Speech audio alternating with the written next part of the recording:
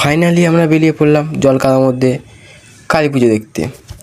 আসলে কালী পুজো দেখতে যাচ্ছিলাম খিচুড়ি খেতে। খিচুড়ি খাওয়ার চিন্তাভাবনা মাথায় নিয়ে গুঁজে দিচ্ছিলাম, কিন্তু বুঝলাম না কেন আমার ট্যালেন্ট আছে। সেই ট্যালেন্ট নিয়ে ঢুকে গেলাম মন্দিরের ভিতরে। কিন্তু মন্দিরের ভিতরে ঢুকে দেখি অনেক মেয়ে, কিন্তু তোমাদেরকে দেখাবো না।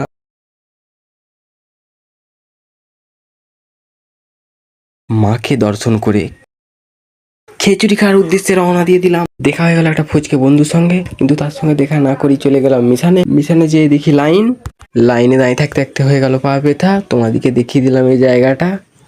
ভিতরে ঢুকে দেখি গন্ডগোল, করে দিল আরও গন্ডগোল করতে করতে খেয়ে নিলাম। পায়েসটা কিন্তু দারুণ ছিল, কিন্তু নেমে এসে দেখি আরও গন্ডগোল দেখতে দেখতে চলে এলাম বাড়ি। আজকের ব্লগ এখানেই সারি। আমার এই কবিতাটা ভালো লাগলে করে দেবে লাইক, না পারলে করে দিবে কমেন্ট আর সাবস্ক্রাইব।